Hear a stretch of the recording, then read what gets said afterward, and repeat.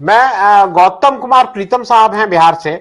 गौतम जी, एक चीज ये बताइए, बिहार को जितना हम लोगों ने जाना, आपके यहाँ बहुत बहुत से लोगों ने शहादत दी, पॉलिटिकली बहुत अवेयर स्टेट, आपके चीफ मिनिस्टर से हो सकता है किसी का एक मत ना हो, लेकिन पढ़े लिखे, इस तरह के पाखंड में विश्वास नहीं रखने वाले।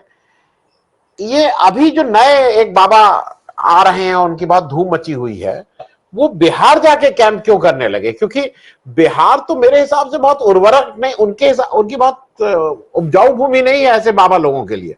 ऐसे बाबा लोगों के लिए उनको कहीं और जाना चाहिए था। बिहार में क्या करेंगे? बिहार में तो वैसे 20 बाबा और होंगे। तो क्योंकि बिहार में मैं देखा हूं, लोग रिलीजियस हैं, लेकिन अपने जो ट्रेडिशनल है, बाबा धाम है, आज भी लोग कई कई किलोमीटर उस जब जब वो होता है, यात्रा करते हैं, पैदल जाते हैं, उसको मानते हैं, रिलीजियसली बहुत अपने अपने रूट से जुड़े हुए हैं, छठ को बहुत ठीक से मनाते हैं।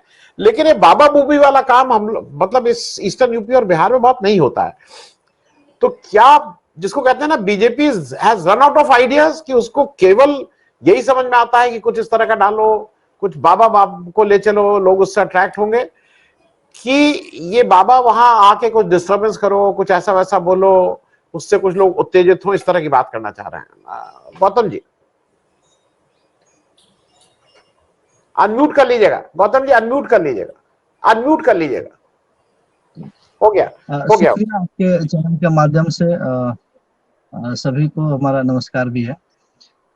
बिहार में और अभी आपने कर्नाटक से बात की शुरुआत की, तो आप देखेंगे कि कर्नाटक में जिस बसवन्ना जी की बात अभी प्रोफेसर आनंद सर ने की है, तो वो 12वीं शताब्दी में एक ऐसे वहाँ संत हुए, ऐसे बाबा हुए जिन्होंने समता, न्याय, अंधविश्वास को खत्म करने, मानवता को लाने के लिए और इस तरह के वहाँ कार्यों को किया। वहाँ हार होने के बाद अब बसवन्ना बनाम बागेश्वर है। बागेश्वर बिहार में आते हैं और बिहार ऐसे कहें तो शिक्षा के मामले में कमजोर है। ठीक है, एक तरफ आईएएस भी बहुत है, लेकिन दूसरी तरफ शिक्षा का स्तर भी, गरीबी, भुखमरी भी यहाँ है। ये ठीक बात है कि पिछले 30 साल से सामाजिक न्याय वाली सरकार भी है, लेकिन शिक्षा का स्तर उतना ही यहाँ पर बदतर रही है।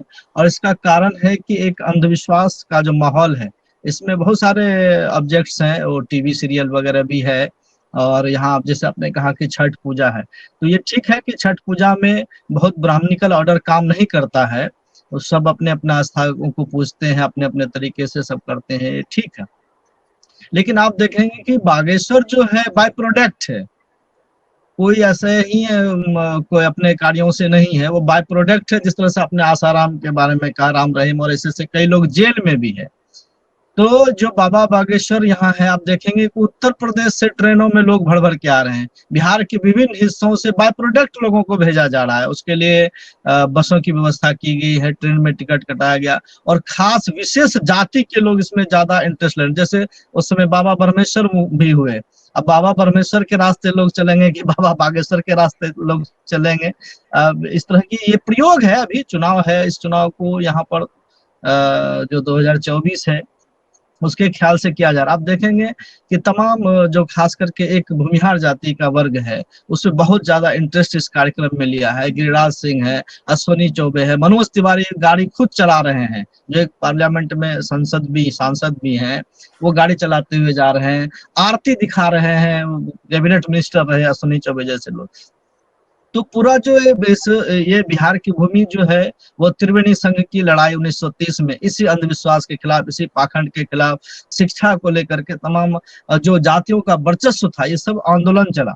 और उस आंदोलन में उसी भूमि पर आप देखेंगे कि जहां जहां एमएल डेवलप किया है, वो सब वो त्रिवेणी संघ की भूमि है। और ऐसे जगह पर अभी ये जो प्रयोग किया जा रहा है, ये प्रयोग बहुत ज्यादा सफल होने नहीं जा रहा है, निश्चित रहे। और बिहार में हम लोग भी लगातार आंदोलन चला रहे हैं, बहुजन संसद के नाम से सामाजिक न्याय आंदोलन बिहार जिस संगठन को हम लोग एक प्लेटफॉर्म बनाया है, उसके माध्यम से चला रहे हैं। लेकिन है कि भुखमरी है, अशिक्षा है, जो अंधविश्वास का एक भ्रमण फैलाया गया है, वो सब चीजें यहाँ है। ऐसा नहीं कि इसे बिल्कुल नकारा जा सकता है, लेकिन जो बिहार के अंदर जो बुनियादी सवाल खड़ा होगा वह सामाजिक न्याय के एजेंडे पर ही खड़ा होगा।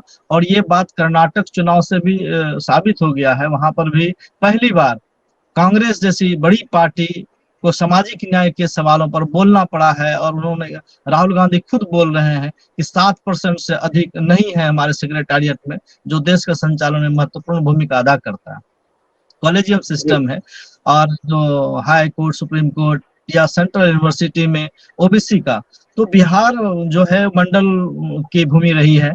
सामाजिक न्याय आंदोलन जिन्होंने अभी कहा कि जेपी की भूमि रही है, तो एक और जेपी है जिसे जगदेव प्रसाद कहते हैं, बिहार के लेनिन के रूप में।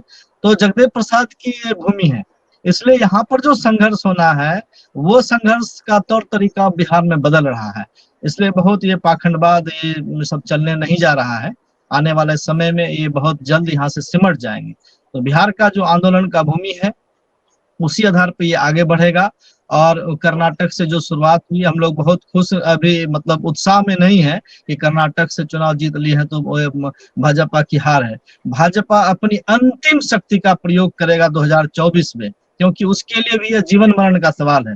और जो सामाजिक न्याय की लड़ाई को पसंद करने वाले, सामाजिक न्याय को पसंद करने वाले जो लोग हैं, उसके लिए भी ये चुनौती है कि हम 2024 में भाजपा को खदेड़े।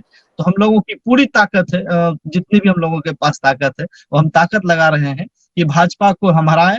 ठीक है, तत्कालीन विकल्प में जो भी आना है वो आए, लेकिन सामाजिक न्याय का एजेंडा ही बिहार में मजबूती से काम करेगा।